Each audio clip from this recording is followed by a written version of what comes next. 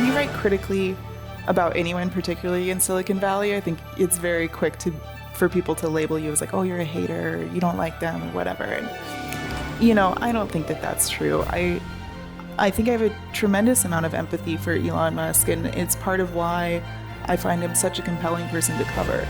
He is very, very raw in the way that he expresses himself, for positive or for negative. He's spoken very candidly about his struggles with mental health, with depression, with, his experiences with abuse as a child. And, it's a level of, I think, emotional transparency that you rarely see from an executive at that level.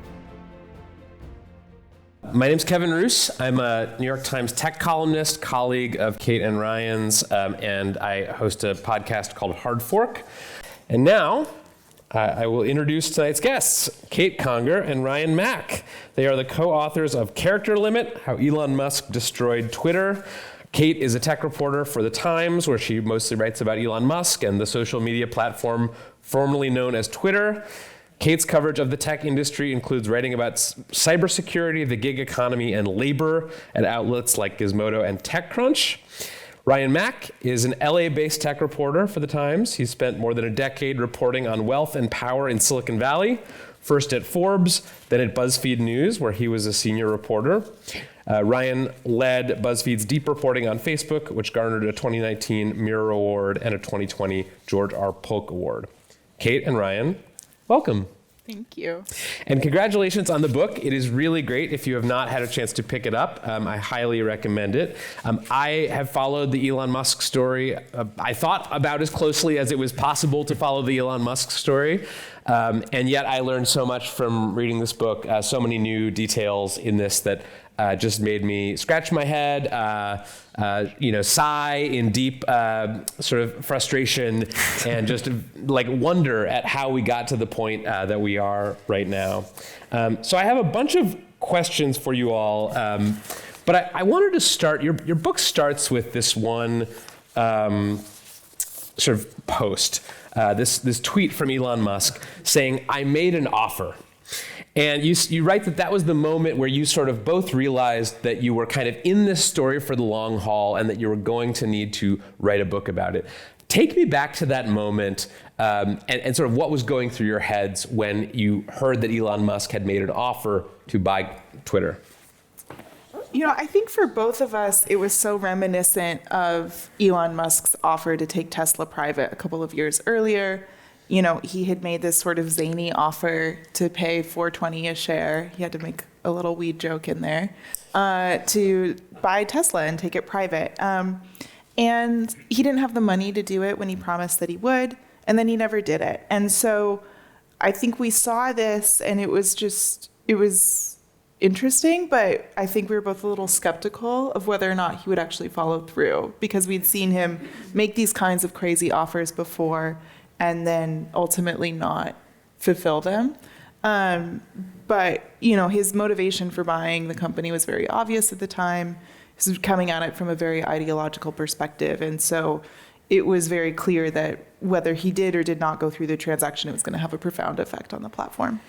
I also think for me, I don't think it was at that moment that we decided to write a book. I wasn't even kind of covering it at the time. I was kind of observing it. Kate was the beat reporter at the New York Times, and I was, covering Elon Musk a little bit and like kind of watching from afar, but like thinking that that's totally Kate's problem. I don't have to touch that at all. And who knows if he's actually going to follow through with it, because he makes, on any given day, so many just weird proclamations or bizarre statements that often, he doesn't follow through on. And Kate actually approached me to do the book before he actually had bought the company. And I didn't think it was necessarily a good idea yet. But I think we realized, after he took over the company, he signed the paperwork, he paid the $44 billion. That was the moment when we were like, okay, this is a real thing. And we actually we have something here and we're going to move forward. Well, and Ryan, you hadn't been covering Elon closely at the Times, but you had your own reporting history with Elon going back to the Thai cave divers and all of that. So remind people here what happened, because I have a theory that you are actually partially responsible for Elon Musk going insane. But just tell that story and your own history of reporting on Elon Musk. So I was a reporter at BuzzFeed News in 2018. And, I didn't really have a beat. I kind of picked and chose the stories I wanted to do. I did a lot of reporting on Facebook. And Elon at the time was kind of ascendant. He wasn't this kind of household, he was known, but he wasn't this household name that he is today. And in 2018, if you remember, he was going through this kind of crisis at Tesla with the production of the Model 3, this kind of mass market vehicle. They couldn't make enough cars at Tesla, and he was having to sleep at the factory or pull crazy hours or really kind of make people question if the company was going to make it through this period. And I was just, during that time, if you stayed up till late enough in the night, 2 a.m., 3 a.m., you would just kind of see this cascade of just insane things he would say. And I would just stay up and watch him and just be like, okay, this is my job for the for the night. So in that summer, which is the same summer he just tried to take Tesla private, he also got embroiled in a Thai cave rescue. These kids, it became an international news story, got trapped in a cave in Thailand. The water had come in, and they were trapped for several days in there. They couldn't get out. The cave was tough to navigate and get into. And so in this time of crisis, he decides to play hero and build a submarine to get these kids out. Long story short, they don't use a submarine.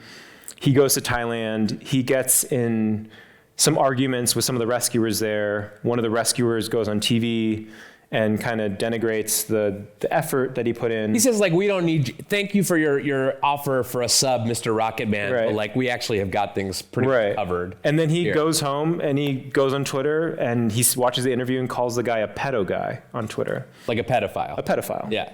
Playing into with no evidence behind it. He was a 60-year-old British man living in Thailand who loved caving and helped in this rescue. And because of that, he was called a pedophile.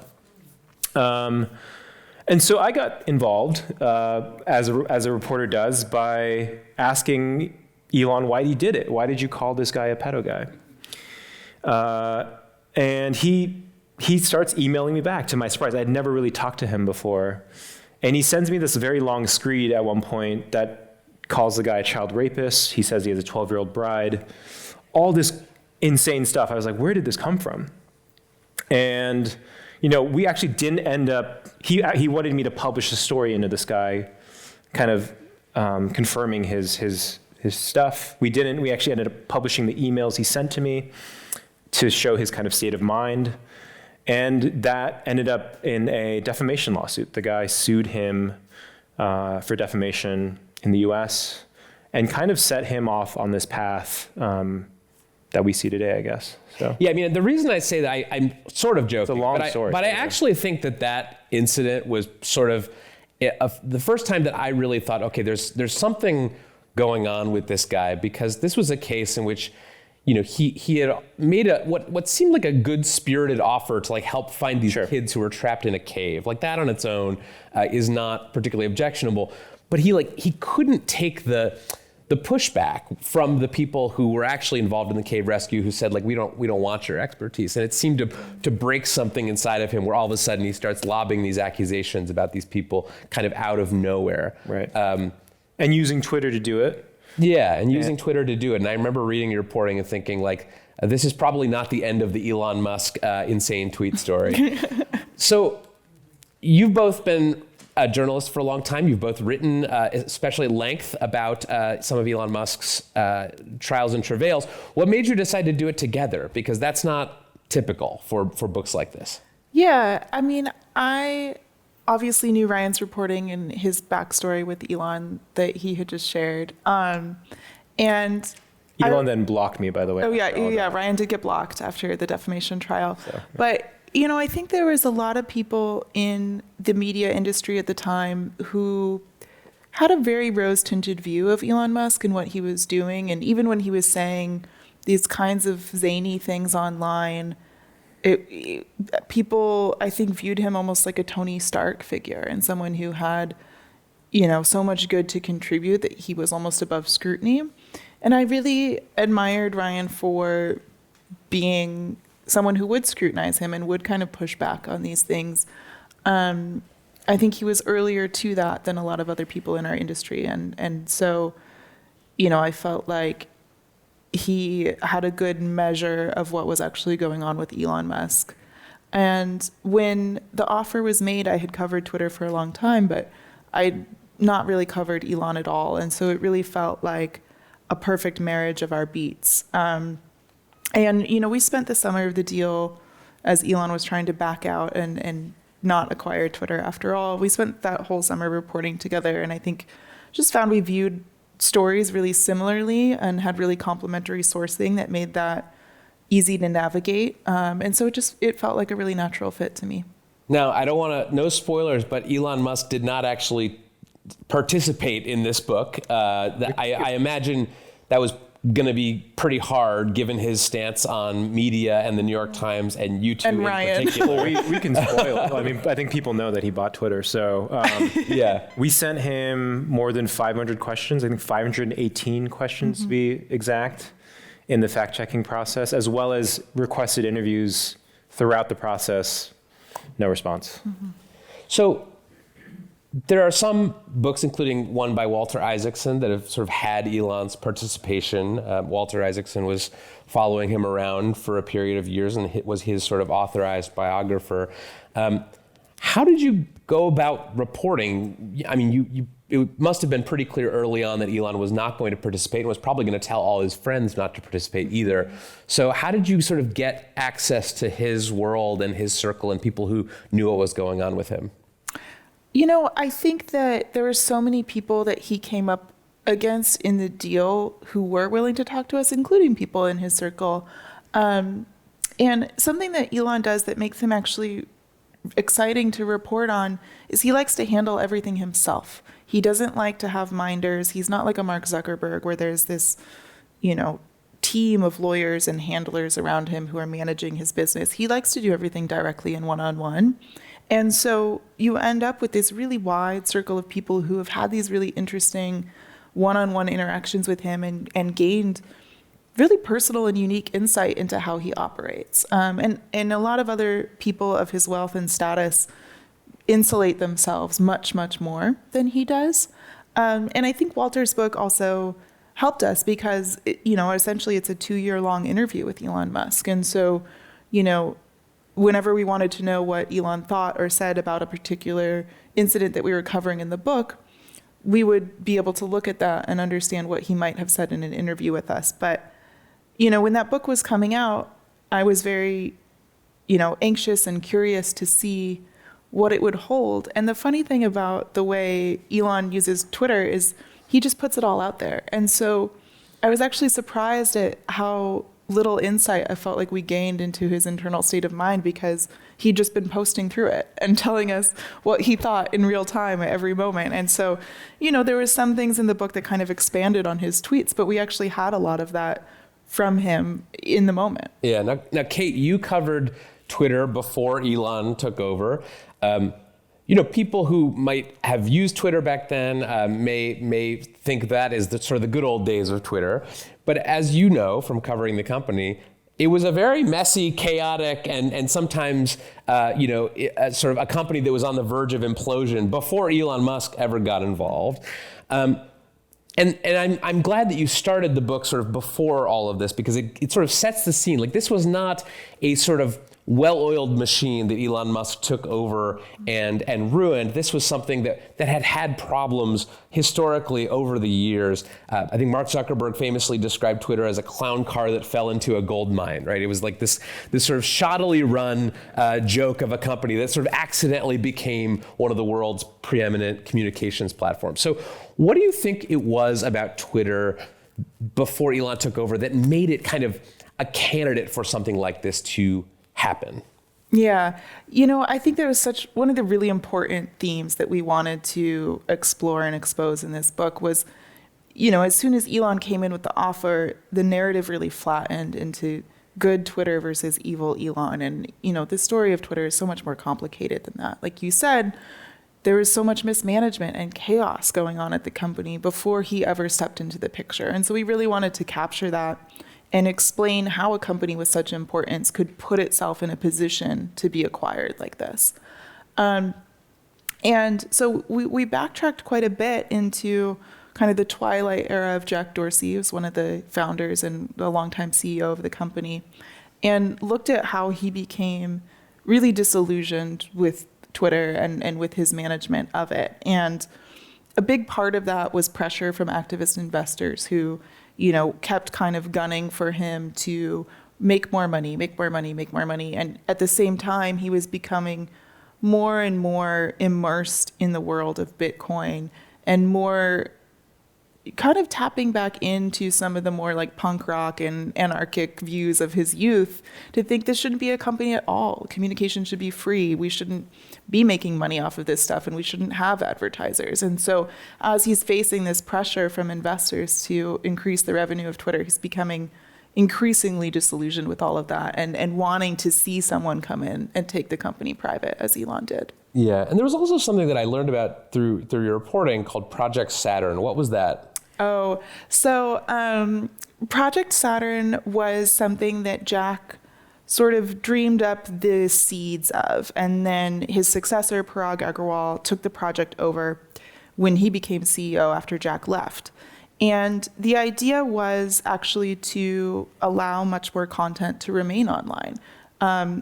One of the things that's so interesting about the three leaders we cover in the book, it's Jack, Parag, and Elon, all of them felt that Twitter had gone too far in censoring content and felt like they needed to overhaul the content moderation system that was in place. And so the premise of Saturn was to allow a lot of content that had previously been taken down from the platform to remain there, to exist online, and to just deprive it of the algorithmic promotion that was given to some of the more positive, useful content that was on Twitter, and kind of push that content out to the fringes of the platform without deleting it in totality.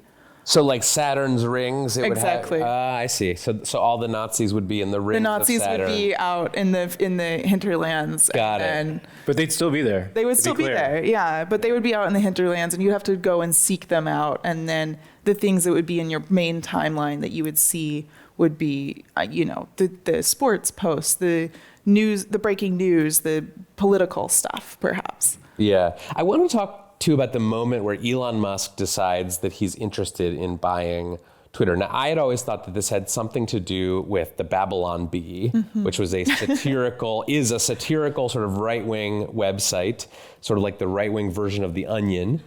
And at one point, Twitter had banned them, really stopped them from posting because I don't even remember what it was at The this account point. had misgendered. Yeah. Yes, they misgendered a trans Biden government official, official, yeah. Biden official, and Elon Musk got very upset about this. So Ryan, why did Elon Musk want to take over Twitter? Was it to restore the Babylon Bee and sort of make a glorious future for right-wing satire sites, or what was his motive first when he started trying to acquire the company? I think there's a number of reasons, and there's not a single sole reason. And he has, in some ways, backfilled his reasoning as he's bought the company. He disagreed with a lot of content moderation decisions. He also coveted, it was like his favorite thing. It was like his toy, right? Like in the way that billionaires covet sports teams or yachts or islands. This is the one thing in life that he wanted. He spent hours a day on there shit posting, essentially. And when you have that much money, I think this is a theme in the book, someone who amasses more than $200 billion in net worth, how do you spend that? And we got to a point where someone with that amount of money could just buy a whole company. This isn't a company buying a company. This is an individual, essentially. And I don't know, part of me feels like he was just bored. He felt, he was in a good place with Tesla. He was in a good place with SpaceX. Tesla's share price was like higher than ever at the point when he made the offer. And he loved it. It's like his favorite thing. So I guess a confluence of all that. I think the Babylon Bee certainly played a role, which is quite funny. When he was staging the takeover, he was texting with his ex-wife, and she was like, "Bring back the Babylon Bee. Like, can't you buy Twitter?" And he was like, "Sure, babe." So, it was a part of it. And it was one of the first things he asked about the night that he came in and closed the deal. He began asking about how to restore the Babylon Bee's account. So it was something that was important to him. And I think, it's important to understand how much he wants to be viewed as funny. Yes. This is someone who had tried to start a competitor to The Onion at one point, who hired Onion writers. Hired Onion writers for a website that was going to be a competitor, and has tried really hard to tap into internet humor and meme culture. Hosted SNL. He appeared on stage and got booed at a Dave Chappelle. Which hurt his feelings quite deeply, yeah. Yeah, so he wants to be funny. He wants to support people who he thinks are funny. Maybe the Babylon Bee is actually the hinge on which history turns. Yeah. I also think he wants to be seen as, the hero. He is the hero of his own story. We've seen this with the cave rescue, for example. We see it when he talks about his missions for SpaceX, getting people to Mars, electrifying vehicles to save the planet. He is his own hero, and he saw himself as the hero of free speech or whatever mission he gave himself. Yeah. So you all go through the acquisition, his attempts to back out of it, and then being forced to actually acquire the company for $44 billion after all. You go through that in exquisite detail. It's sort of cinematic, those parts of the book, and I imagine that there will be a movie adaptation someday where people are just running around yelling. Talk about the Halloween party, because this is one of the most surreal details in this whole story. So the night of the takeover, it was also happened to be Twitter's corporate Halloween party, which there's so many things in reporting and writing this book where I think we were just turning to each other like we couldn't ask for better detail. We couldn't dream up this detail if we were writing a novel. If there was if you were watching a TV show, you'd be like, "This isn't real. This is stupid." It's crazy. There's this Halloween party that night, and I'm sure a lot of you are familiar with the Twitter building living here in San Francisco. There's the big building on Market Street. Then there's another smaller building that's tucked behind it, and they're connected by a little bridge. And Elon and his team are over in the small building, and then everyone else is over in the big building, kind of like waiting for the bad guys to come over the bridge and siege the castle, in Halloween costumes. Yes, so they're all in there with their families, in their Halloween costumes. There's people in masks wandering around. There's cobwebs, there's little candy. kids, people brought their kids to trick or treat, and then people are sobbing and hugging each other in the corners and talking about, like, have you heard if this person's fired? Have you heard if that person's fired? And so it was just this really surreal, zany scene. And the thing about Twitter is that every employee puts everything online. It's like they're tweeting that. They're literally tweeting through the event, which gave us great scenes and color. There's, I don't know how many we described costumes that way. Right. Well, and there was all this paranoia too, because they knew Elon was in the building somewhere. So they're looking around, and Elon's quite tall. So they're all looking around, and there's like a guy in like a Spider-Man costume or something who's quite tall, and everyone's like, well, what if that's Elon? And thinking he's like infiltrating the Halloween party in costume. It was just, incredible. And as that's happening, they're signing the paperwork in the other building to close the deal. Like, he's just sitting in a conference room. They're bringing papers to him. People are shuffling in and out. And he signs the deal. He says this very memorable line in the book. I think if we can say it. I don't know if we can curse on this. There's curse. F Zuck. For whatever reason, he's obsessed with Mark Zuckerberg. Yeah, I wanted to ask you about that, actually. Because that was something that I did not know before I read this book, is that the first two words that Elon Musk said upon completing the acquisition of the Twitter first words, were F Zuck. Not the censored version, but Yes. Why? There's this theme throughout the book of their clash. And actually, they were quite friendly about a decade ago. They were talking about AI. Musk would go to Menlo Park and meet with Zuckerberg.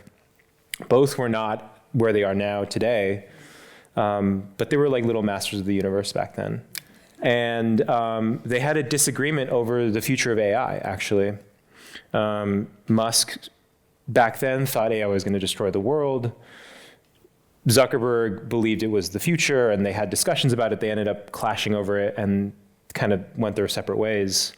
And over the years, they had run-ins. There was one incident where Facebook was trying to bring internet to sub-Saharan Africa by shooting up a satellite into space on a SpaceX rocket. And that actually exploded on the launch pad and caused a huge fight between the two of them, to the point where Elon later then deletes Tesla's Facebook page. And it's just like a running pissing match between the two of them. Musk viewed Zuckerberg as inferior. He worked on social networks and stupid technologies, whereas he was, launching rockets into space and building cars. And you see it in that moment in the book where he says that after signing the deal. And then later on, when he challenges Mark Zuckerberg to a cage match because he launched a competitor, which is like, I don't know, it's just like crazy stuff. Do you think they're ever going to have the cage match? No, but I don't think if you so. stay after this, Ryan and I will fight at the end. And We'll have who our do own you cage. who would you give the odds to in the cage match? Oh, God. Mark, I think. Zuckerberg, yeah. Well, I mean, Mark he Zuckerberg is clearly younger and is training in He's MMA. training, yeah. But Elon Musk has like probably 100 60 pounds. pounds on him Sure. Yeah. and several inches. Yeah. You don't think that would help It's like him at run all? around him for a long time and then Yeah. tire him out. And Yeah, he can just do one of these things, like the Three Stooges move. Yeah. I mean, my understanding of MMA, which is not deep, but I understand there's a lot of wrestling involved, and I think that at that point, you sorry to be like this, but there's a lot of leverage involved. So it's not just like weight and like mass, but Right. also strength on the floor. I don't know if we put this in the book. There was one point where like Elon's on a live stream, like lifting, like he's like Yes. he's like pumping iron during a meeting, getting ready for it, which is just like so pathetic. And- So interesting. So, okay, the deal goes through, F Zuck, and then you just have this incredible parade of scenes in which Elon Musk is firing people. People are crying. He's denying them their severance. He's making all these boneheaded moves about the verification badges, and the Twitter Blue chapter is really quite good. And then we sort of get to the phase where he's purged the people who he does not think are loyal to him. He's fired something like 3/4 of the company. And he has this smaller group of people working for Twitter, which was still, I think, called Twitter at that point. At what point do you think it became clear to him that he actually had to run this thing and that it wasn't just going to be as easy as changing the name, firing all the engineers? Like, where do you think he ultimately realized what he got himself into?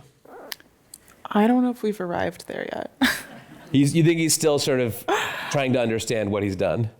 I think so. I mean, there's things that happen all the time, like recently getting banned in Brazil, where it just seems like he doesn't have a very deep understanding of what's going on with the platform and the pressures that it's under from regulators. But in other ways, I like Ryan mentioned earlier, he's bought his favorite toy, and I think his experience overall of owning the company has been really enjoyable. He's become, since the acquisition, the biggest account on the platform. He's verified, all of his friends and people that he likes to engage with. He's been able to tweak the algorithm to promote the kinds of content that he likes seeing. And so, yeah, I don't know if he's hit really a wake-up call moment yet. I think he's having a lot of fun still. Yeah.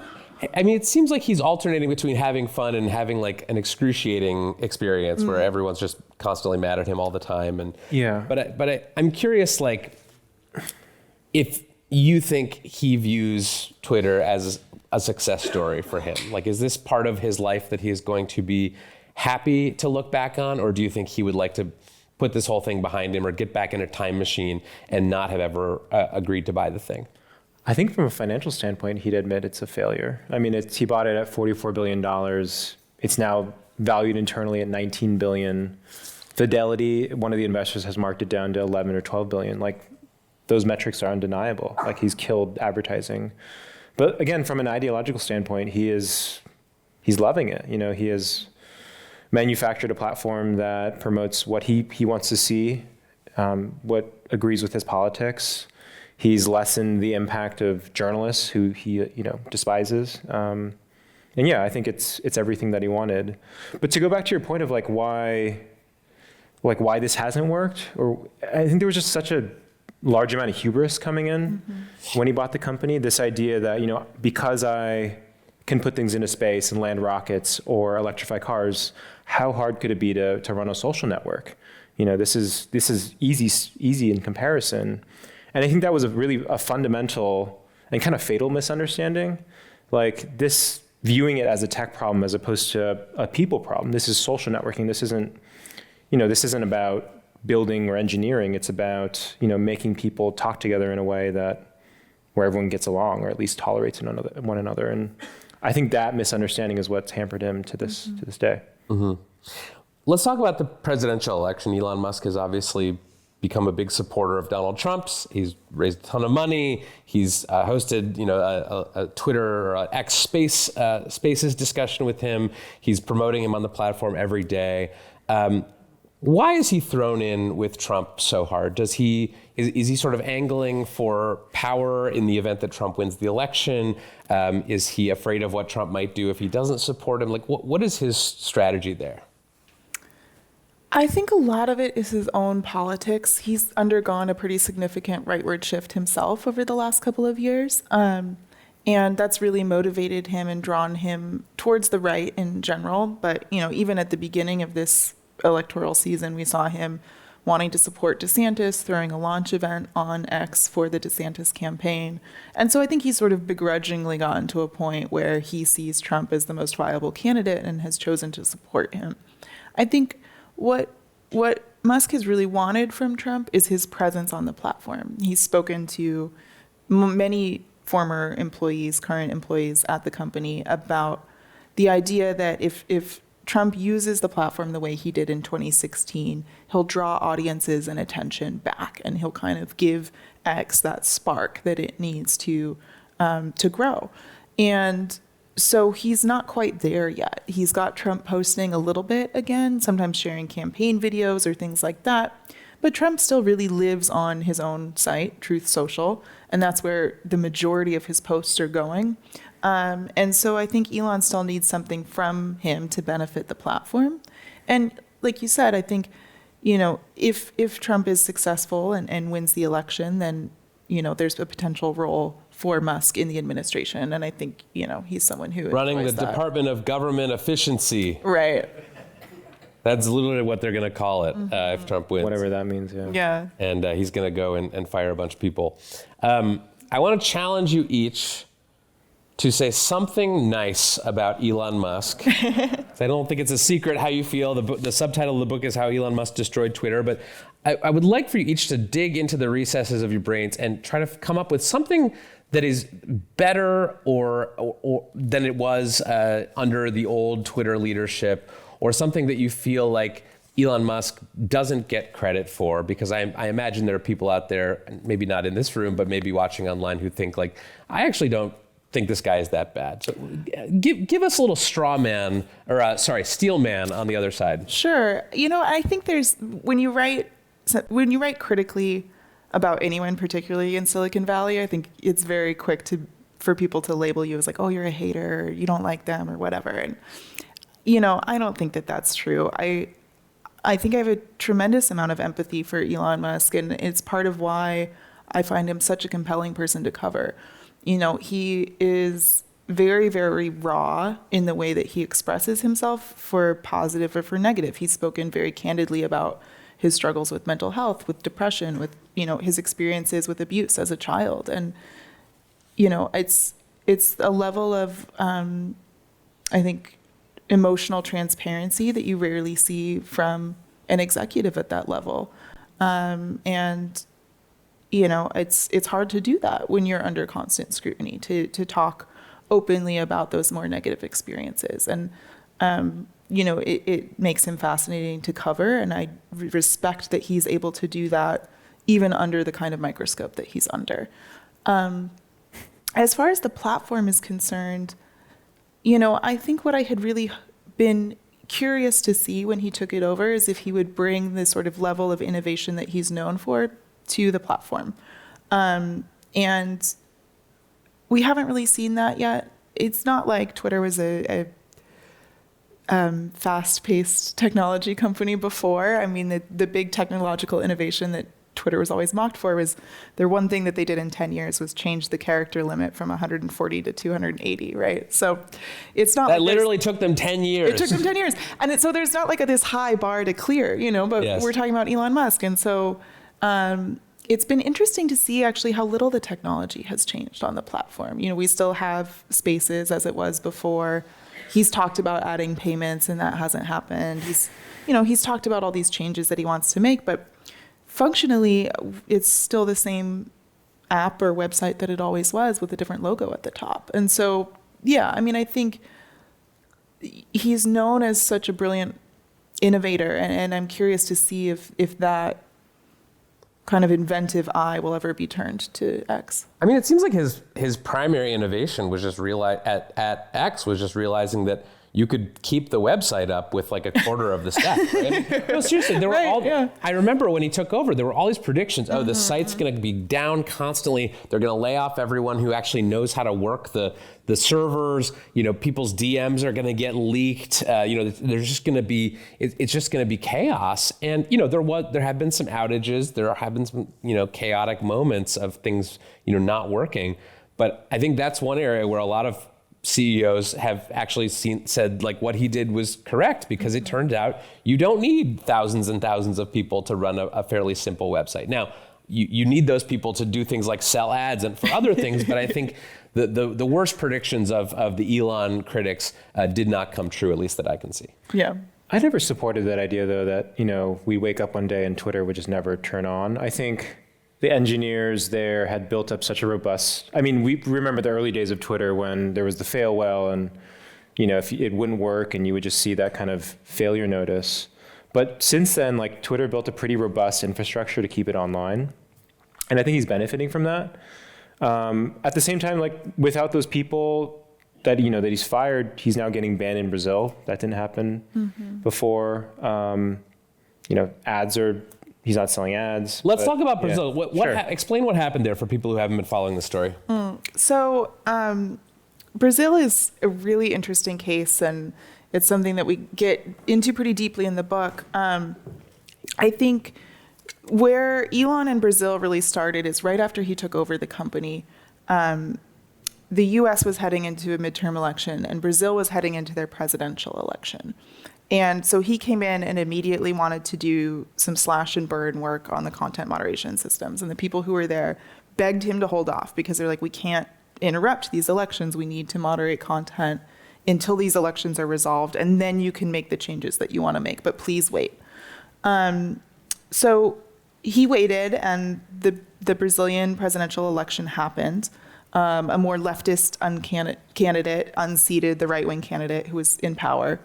And we saw a really similar thing to what happened in the United States after Trump's loss, where suddenly there were a lot of supporters of that more right-wing candidate who were advancing the narrative that the election had been stolen. Oh, and they marched on the buildings. They Correct. had their own sort of January 6th in Brazil. Correct. January 8th. And part of that came from Musk's decision-making, because after the election happened, he said, okay, enough. We're not moderating election denialism content anymore. And the people who are on X or on Twitter in Brazil and are posting that the election's been stolen and the military needs to intervene can do that. And he ordered those teams to stop taking down that content. And that content was trending on Brazil on Twitter for months. And then in January of 2023, like you said, we saw people in Brazil storming the federal buildings there and having a January 6th like event. And so we go from that now to this point where Brazil has tried to rectify the spread of that kind of misinformation online and try to stop that because of what happened. And their Supreme Court has ordered Elon Musk to take down posts from supporters of Bolsonaro, the right-wing candidate, that sort of are continuing to advance that theory of election denialism. And Musk has resisted those calls and said he will not take down those accounts. He will not take down those kinds of posts. And there's something that he wants to allow. And the Supreme Court ended up banning X because of it. But X has recently capitulated. Yes. Is the end of that story is that just a few days ago, Elon Musk apparently had a change of heart and said, we actually will take down that stuff because, do you think he made that, is that a financial decision? Like he needs the ad revenue or whatever he's getting from Brazil? Or like, why did he capitulate after insisting for months that he wouldn't? I don't know. And it is strange given how much he posted about Brazil. I mean, we're talking about like more hundreds of posts about Brazil, calling the judge Moraes like a criminal, essentially. He's like comparing him to Voldemort, like Yeah. posting all these crazy photoshops. Exactly. Yeah, very subtle. Yeah. Yes. He's always subtle. I don't know if there's a good reason. I mean, Brazil is the 4th or 5th largest market for X, but he hasn't given a reason as to why he did it. It's just one day he decided to fold, I guess. One thing that happened in the period where X was banned in Brazil was that a bunch of Brazilian users signed up for Blue Sky. That's Right. something that we've seen in the U.S. too, is people who don't want to be on X anymore. That a lot of liberals have moved over to Mastodon or Blue Sky or Threads, one of these other apps. And of those sort of alternative Twitters, I think Threads has gotten the most momentum. It's got something like 100 million users or maybe more than that. But nothing has sort of captured the feeling, at least to me, of the old sort of pre-Elon Twitter. Why do you think that is? What was it about that platform that has been so hard for other competitors to replicate? I think none of them have caught a critical mass, right? Like it's now, everyone's splintered into their own corners of the internet. Like Blue Sky is fairly progressive, and Threads is, I don't know, center-left-ish folks and journalists, and they're over here, and you get Twitter, which is a lot of Elon fans and Trumpers. But the thing about pre-Elon Twitter was it was the watering hole, right? You're there, you're seeing everything. There's jokes on this side, you're dunking on other people over here, but it was like the place. And now that you have it siloed in these other places, like you don't get that interaction, and I think that we all suffer for it, I guess, or maybe we're all better for it. Maybe it's a good thing, but yeah, none of them scratched the itch for me, and now I'm having to post the same thing across. Mm-hmm. It's really annoying, and it takes way too much time. And, yeah, I don't like it. I mean, I'm curious if you think that there was something just about social media in general that has sort of been dying or is in decline, where people are always saying, like, I wish the old Twitter would come back. And to me, that feels like a kind of nostalgia that is sort of, the internet has changed a lot. I mean, people really aren't posting in public the way that they used to. I think a lot of people have seen people get criticized or fired or lose relationships over things that they've posted online. And so people, I think, are just a lot warier of those sort of big public stages. So it may have been that Twitter, even if Elon Musk had not bought it, would be in sort of a state of decline now. But maybe he's accelerated. We haven't talked about TikTok, which is where a lot of it's going, right? Yeah. Yeah, that could be it. But in defense of Twitter, like it's still the place to go to for big breaking events. I think of something like Eric Adams' thing yesterday, or the Gaza protests on campuses. If you're trying to look for immediate information about a news event, like it's not on Threads, it's maybe a little bit on Blue Sky, but it's still X. Even though I'm not posting much there anymore, I'm still going there to see what other people are posting. Yeah. Talk about the AI piece of this here, because this is something that's sort of been happening just in the last 6 months or so, is that this is sort of Elon's new bailout plan for X, is to sort of create this AI company that's going to use X as sort of its distribution. You can go on X and do Grok now, which is their version of ChatGPT. So what is his vision for that, and what does he want to do? Well, so Grok is supposed to be a chatbot with a sense of humor. It's so bad. Have you used it? I think it's used hilarious. it. It's supposed to be sort of like what is the book? Hitchhiker's Guide to the Galaxy. Hitchhiker's Guide to the Galaxy. It's supposed to have that sort of humor to it.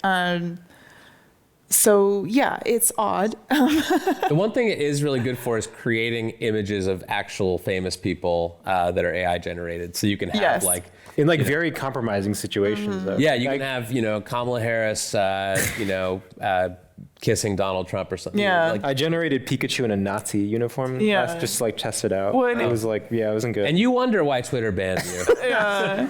Well, and then, we I think should be about like stopped, how yeah. much rainforest did Ryan burn to put Pikachu in a Nazi costume. But yeah, so, it's funny. I think it gets back to Elon wanting to be liked. He saw OpenAI, of which he was a co-founder, really start to blow up and get a lot of attention while he was distracted with X. And I think he felt a little jealous of that. He had stepped away from OpenAI pretty famously. And so kind of wanted to seize the moment and get back in the AI game, and came up with XAI. And, it's actually, I think, one of the only viable paths that he has at this point, having alienated so many advertisers. He has this wonderful corpus of training data in X and all the things that people have posted over there in the last almost I'm sure 20 I'd call it years. a wonderful corpus. It's got a lot of a deranged corpus, stuff on yeah. there, It is. too. It is a vast corpus Yes. of unknown quality. Best and the worst that humanity has to offer. I will say it's a really like kind of genius move. Yeah. Like he's lost so much value on X, like half the value, but XAI is now worth $28 billion So he sort of out of replaced the nothing, value. and yeah. he's raised $6 billion on that, going back to the same investors in Twitter, hat in hand, asking like, look, I have a new company now. Mm-hmm. Please give me another $1 billion, and they're just like, sure, Yeah. why not? And All right. that's. Let's get I to don't some know. questions, but Sure. first I want to have you both make some irresponsible predictions. I love that. A year from now, in September of 2025, what conversations will we be having about Elon Musk and X? What state will that platform be in? Kate, you can go first. Sure. I mean, I think that Elon has really chained himself to the outcome of the presidential election. And that will have a profound impact on X. I think if Trump wins another term, we might see Elon in the administration, like we talked about. And I think we'll see the platform continue to sort of skew closer to his own personal politics and be more of a mirror for his views. And I think that if the outcome is the opposite and Kamala Harris wins the election, I mean, I think he will have a profound online meltdown and be really upset about that.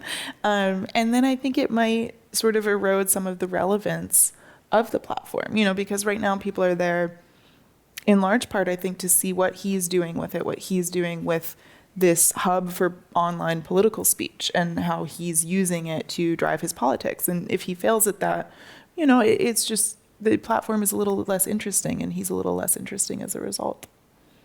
Ryan, what's your irresponsible prediction? I think it's still around. It'll exist. He'll be under extreme financial pressure. The advertisers won't come back. We haven't even talked about the debt he raised for this deal. He pays $1 billion in interest, just servicing the debt a year to get through that deal. So he'll feel the pressure on that, but it'll still be around. And I think, there's still going to be a large number of people using it.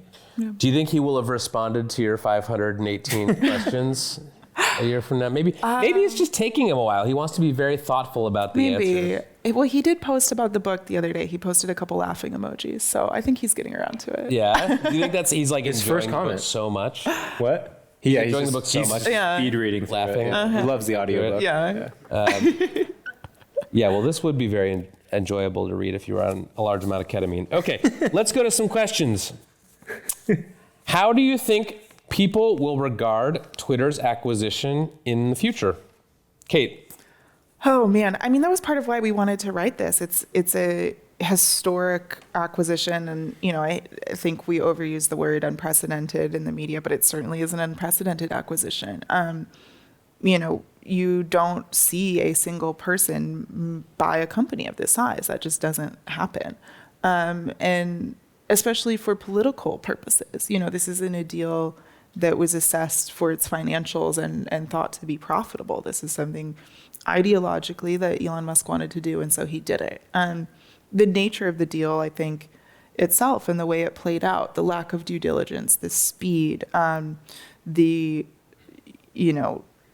wishy-washiness of whether or not the deal would close and the Delaware court's role in enforcing that. I mean, I think those are all very, very important and historic decisions to understand for, people who care about corporate M&A. So that little slice of the world, I think, will care very deeply about this deal for a long time. And then, beyond that, it's a deal that strikes at the heart of really difficult and important questions about online free speech and what that means, who gets to decide what kind of content is online, and how those decisions are made. And I think, it's something we're going to be talking about for a long time. Yeah. Ryan, what about you? I think a mistake and a prime example of what happens with unchecked capitalism and wealth inequality. Yeah. It sort of reminds me a little bit of, Henry Ford had this period, toward the end of his life where he he had built the Model T, had made Ford one of the largest and most successful companies in the world, and then he just started publishing these bizarre anti-Semitic pamphlets, and it really tarnished his legacy. And obviously people still revere him as an inventor, but now you kind of can't mention one without mentioning the other. I think if Elon Musk had just sort of backed out of this deal, I think he would have been remembered as one of the great inventors in history. And now I think this is going to be in the proverbial first line of his obituary. All right, next question. Does Musk care about his co-investors in Twitter? And is there antagonism between them given how much value has been lost? That's a great question, and something we think about a lot. And I think with his investors, they're just kind of along for the ride, and it's kind of the price to pay to invest in Twitter, to simply get in on the other deals. So even if they lose money on Twitter, maybe they'll get a piece of XAI, or maybe they'll be in the next round for SpaceX, or whatever venture he has next. And I think that's, they view him as a singular genius, a man who has created two massively important companies, Tesla and SpaceX. I don't know if he didn't co-found Tesla, but SpaceX, and then built Tesla. And they're willing to take a bet. And, Twitter or X may not work out for them, and they may lose their hundreds of millions of dollars in investment, but they're gonna buy his favor and his friendship. And that relationship, is that important to them. So. All right, next question. If Elon Musk agreed to answer one question from each of you, what would you ask him? Kate, How many children do you have? How many? What's that? Yeah. How many children do you have? How many children do you have? So there's a backstory to this. Every time we write about his kids, we have to say at least. At least. Because we don't actually know. Yeah. Wow. It could be. It could be hundreds. We don't know. Yes, I am fascinated with. I think we count as the 11. Is it 11 or 12? I don't remember. But I am very fascinated with the proto-natalist movement and Yes. Elon's fascination with having as many children as possible. I'm going to I think it's spoil really one thing in the interesting, book, and I would which- like to know. I'm going to spoil one thing in the book, which is one of the kids.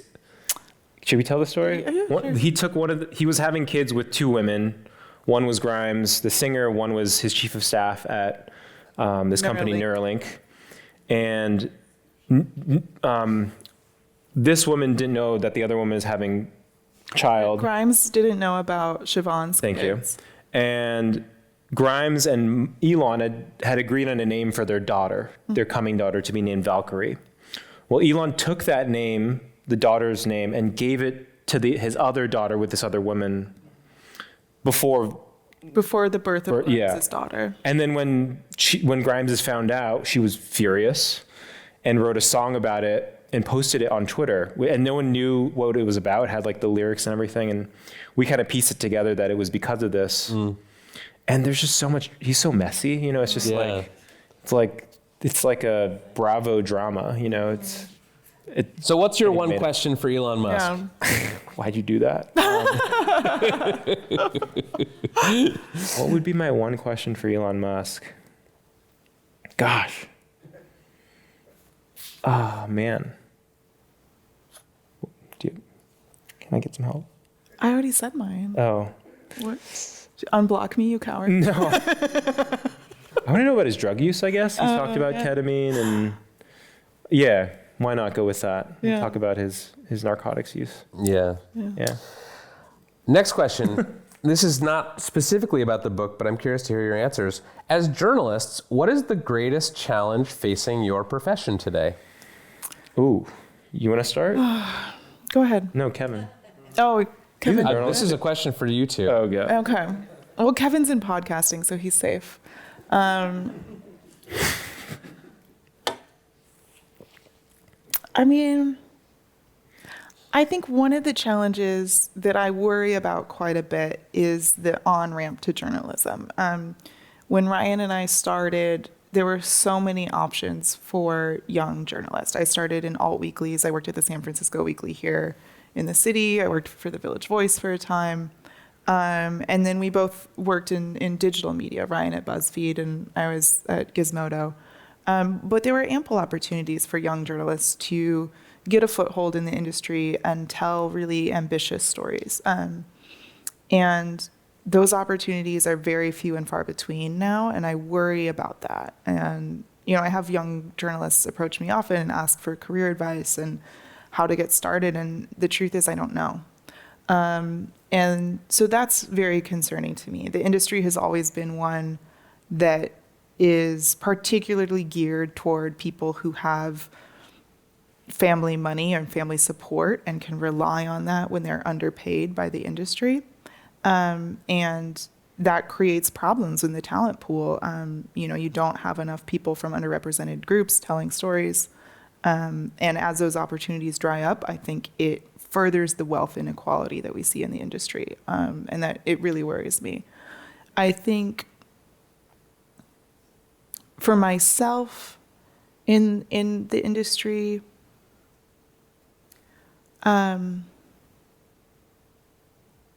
I think that the questions that I worry about and that challenge us are ones that have challenged us forever. It's questions about trust and independence. Those are the only currency that journalists have, and they're very hard to come by. I think now, so maybe more than ever in sort of the polarized environment that we find ourselves in. But I think those are sort of age-old challenges that we're always grappling with. Ryan, what about you?